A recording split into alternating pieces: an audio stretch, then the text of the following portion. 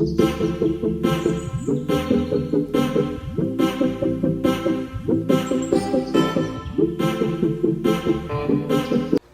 is Tuesday again. Hello everybody, how are you today? I hope that you're having an amazing Tuesday and prepare yourself because today, eolic energy. So at the end of the class you will have more information about eolic energy.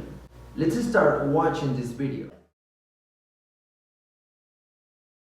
Hi, I'm Lee Patrick Sullivan with Energy Now, and today I'd like to talk to you about the power of the wind.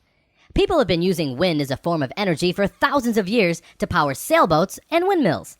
Without the power of wind, our ancestors would have struggled to travel across oceans, trade with other nations, and explore the wonders of the world. Wind is air in motion. It's caused by differences in atmospheric pressure and uneven temperatures on the Earth's surface when heated by the sun.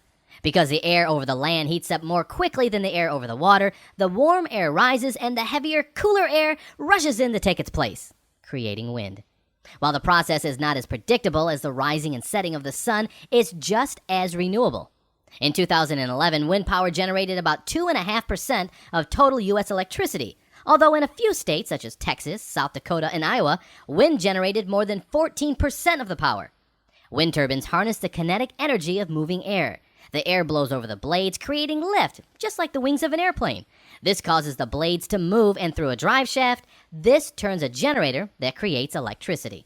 Similar to solar arrays, wind farms connect individual wind turbines together to generate electricity on a large scale.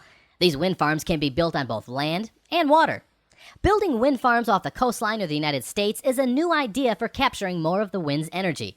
Offshore areas have plenty of space, the wind is reliable, and wind farms built off the coastline would be much closer to major cities than those that already exist on land.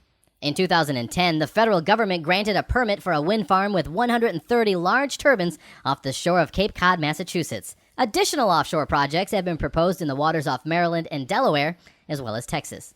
But of course, winds are variable, and they may fall off just when power demand is greatest.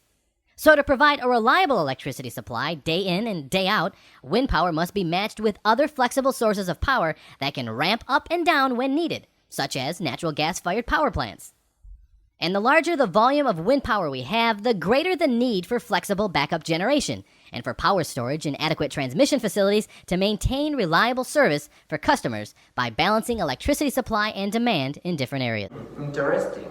Well, now that you know more about eolic energy, you have to go to Servo Escolar and click on the link to practice your listening skills. So just take a picture of your score and upload it to Servo Escolar.